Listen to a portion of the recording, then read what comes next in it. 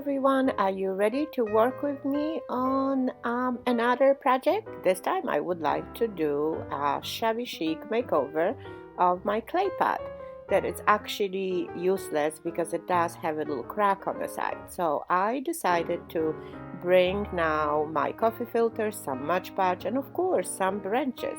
And of course we are going to find out what else do we need as the project is happening.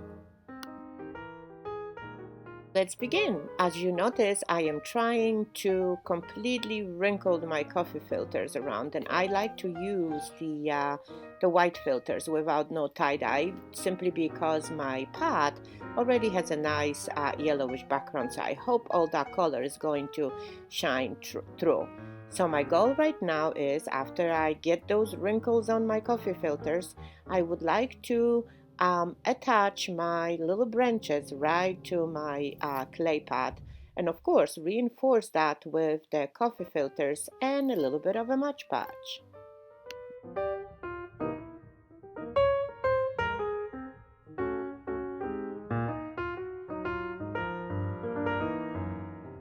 To begin, I would like to add a significant amount of the Mod Podge to my pitcher to make sure that my coffee filters with branches are nicely attaching themselves to.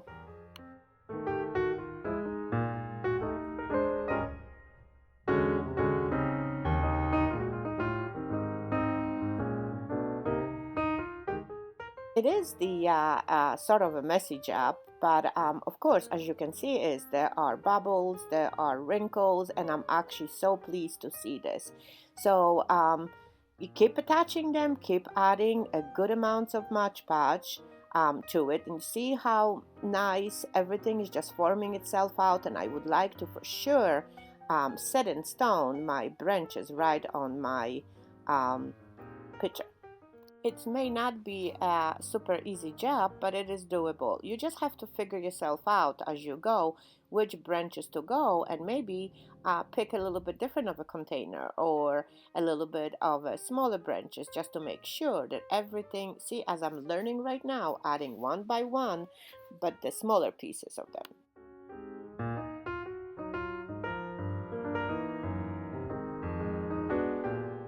As you can see, is I was trying to find out if maybe a little bit of the hot glue is going to help me to secure my branches right on my pitcher, but of course it did not work because I already have a Mod Podge on it. So I am not going to really use the hot glue right in this project, and continue with the little branches all around and overlap, and make sure that as I am doing it, I do have plenty of wrinkles all around. I have to tell you, it is such a rewarding job when you do see things come to life. Notice when I came to my handle, going around with the Mod Podge and my sponge brush wasn't easy, so I simply decided to dip in my coffee filters right into the mix of my Mod Podge and simply wrap my handle all around. Okay, now it's time for another step. Of course, after our coffee filter dries out a little bit. My pitcher was drying for a couple of hours before I moved to dry brushing, dry painting my pitcher. And of course, I do want to see a little bit more of a white right on it, but I do not want to cover this completely. So I'm just applying a big amounts of the paint all around, that I am going to simply wipe it off and distribute all around my pitcher with the wet paper towels.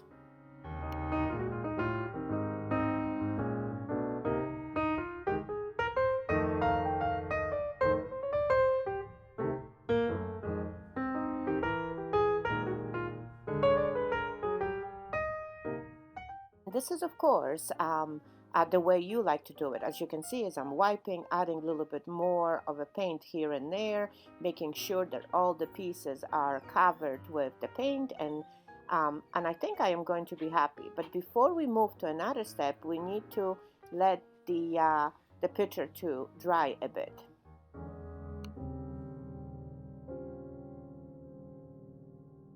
I am just examining my picture after, again, another couple of hours, and it does seem to have the nice hue of white, to a waxy hue of white to the coffee filter. So now I would like to even highlight more the imperfections, wrinkles, and those branches with a little bit of my gold paint, and a little bit of that the gray one. So all what I'm doing on the side, as you notice, I'm adding those two paints together and mixing it up and just going around with it as I feel it needs. And of course, as I do that, I'm bringing again a wet um, paper towel just to nicely and smoothly distribute the paint around.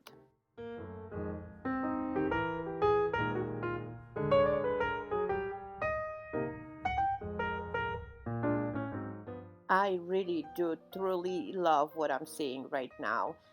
And I really hope that everything that as my picture dries out, it's going to become lighter. So now, of course, my picture was drying again for another, 20, 30 minutes. And it's time to put its final coat of the Match Patch.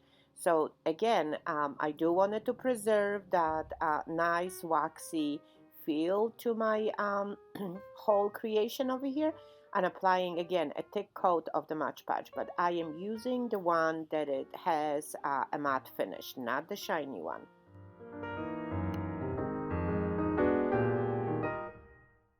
So I think I'm done with all those coats, but now it's time to literally wait for my picture to dry overnight. See how dark the lines are?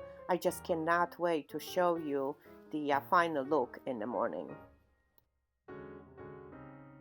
So here it is. I am really happy with the final effect, and I think I am ready to move on to a bigger pieces that I would like to work on with the same technique. So I really hope that you enjoyed this little project and you are going to subscribe to stay in the loop when we are going to bring a new home decor idea for you.